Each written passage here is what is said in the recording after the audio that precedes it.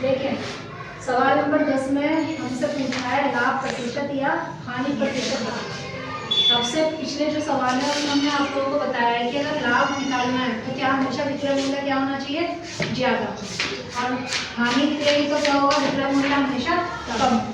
पहले सवाल में देख सकते हैं 120 क्रय मूल्य और 150 विक्रय मूल्य, यानी कि आपके पास क्या विक्रय मूल्य यहाँ पर क्या हो गया, लाभ तो निकलेगा, विक्रय मूल्य ज्यादा हो गया। 120 में खरीद करके हमने 150 रुपये में बेचा है तो लाभ निकल रहा है। यहाँ 500 में खरीद करके हम 650 रुपये में बेच रहे हैं तो यहाँ पे भी क्या निकल रहा है, लाभ। इसके बाद यहाँ 90 रुपये 75 पैसे में खरीद करके हमने 60 रुपये 50 पैसे में बेच दी तो इसमें क्या निकलेगा, हानि। ठीक है, जब हानि या लाभ निकलेगा तो उसी तरह से उसका प्रतिशत भी निकालना है। ठीक, तो हम क्या इसका करना स्टार्ट करते हैं। क्रय मूल्य है विक्रय मूल्य, तो सबसे पहले हमारे पास लाभ का सूत्र क्या है, लाभ बराबर विक्रय मूल्य माइनस क्रय मूल्य माइनस का क्रय मूल्य। अब आप देखिए विक्रय मूल्य कितना है 150 और क्रय मूल्य 120, दोनों को घटा दें, 150 में से 120 घटाएं तो 30 रुपये आपका क्या आ गया, लाभ। हमें क्या निकालना है, लाभ प्रतिशत। लाभ प्रतिशत का सूत्र क्या होना हमारा, लाभ गुणा 100 घटे क्रय मूल्य। अब देखिएगा लाभ कितना निकला है हमारा 30 रुपये गुणा 100, क्रय मूल्य कितना है, क्रय मूल्य 120। अब आप देख सकते हैं 0 से 0 काट दिया हमने, 3 चौक 12। अब 4 का भाग 100 में देंगे तो 4 दूनी 8, कितने बचेंगे 2, 2 के आगे क्या लगेगा 0, तो हो गए 20, 4 पंजे 20, कितना आ गया 25। और उसके आगे क्या, जब प्रतिशत निकाला जाता है तो आगे चिन्ह कौन सा लगेगा, प्रतिशत का। क्या भाग आपका हो गया, क्या भाग भी इसी तरह हो जाएगा, छोड़ देंगे। यह भाग बताते हैं हानि वाला, ये वाले भाग में क्रय मूल्य है और विक्रय मूल्य है, तो हानि का सूत्र क्या है, हानि बराबर क्या होता है, हानि वाला बराबर क्रय मूल्य माइनस विक्रय मूल्य, क्रय मूल्य माइनस विक्रय मूल्य, विक्रय मूल्य। अब देखिएगा यहाँ पर हमारे पास क्रय मूल्य कितना है, 90 रुपये 75 पैसे, 90.75, उसमें से घटा देंगे 60 रुपये 50 पैसे।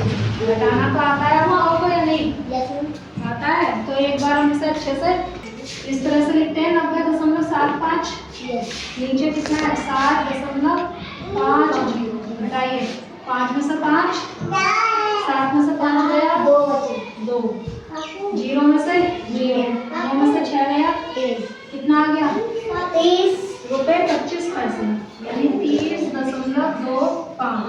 कितने रुपए हमारे पास आ गई इसकी हानि। अब हमें क्या निकालना है, हानि का प्रतिशत।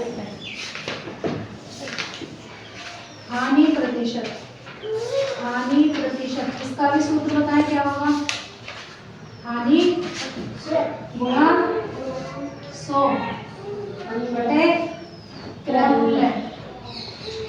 ठीक है, हानि आई आपकी कितने रुपए की 30.25, 30.25 गुणा 100, क्रय मूल्य कितना है 90.75। ठीक है, ठीक है, आप देखिएगा दशमलव से हमने नीचे का दशमलव हटा दिया। ठीक है, अब हमारे पास यहाँ पर हो गया ये 3025 गुणा 100 और नीचे कितना है 9075। ठीक है, आप 25 से काट सकते हैं, काटना चाहो तो छोटा करने के लिए, या 5 से काट, 5 30, ना जाने की 0, 5 पंजे 25, 5 से इसको काटना, 5 एकम बचेंगे कितने 4, हो गए 40, हो गए 40, 5 अट्ठे 40, फिर 5 एकम 5, 2 बचा, 5 पंजे 25, और फिर से लास्ट में दोनों के 5 5 आ रहा है, 5 से कट जाएगा, 5 एकम 5 बचा 1, हो गए कितने 10, 5 दूनी 10, बचा 1 कुछ नहीं, 5 एकम 5, 5 किया 15 गया।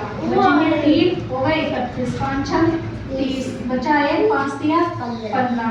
अब ये देखेंगे कि 121 आ रहा है, ये 11 के पार्ट से कट जाएगा लास्ट में, और ये भी 11 से कट जाएगा। 11 कम 11, फिर एक बचा 11 कम 11, 11 दिया 33, बचा 3 होगा, फिर 33, 11 दिया 11 दिया, कितना रह गया नीचे केवल 3, ऊपर कितना है 100, 100 में अगर हम 3 का भाग दें, ये 100 और ये है 3, 3 दिया 9, बचा 1, उतारेंगे 0, 3 दिया 9, बचा 1, दशमलव लगाया 0 बढ़ाया, 3 दिया 9, फिर से 1 बचा, दशमलव लगाया 0 बढ़ाया, 3 दिया 9, फिर से 1 बचेगा, और इसी तरह से ये 3 3 3 चलता जाएगा। संख्या हमारी ये 5 से छोटी है, हम पहले ही बता चुके हैं, तो क्या करते हैं दशमलव के बाद जितने अंकों तक चाहिए वो संख्या क्या है छोड़ देते हैं, अगर 5 से छोटी है, और 5 से बड़ी है तो उससे पूर्व अंक में 1 जोड़ देते हैं, तो कितना आ जाएगा 33.33%, दशमलव के बाद 2 अंक होते हैं,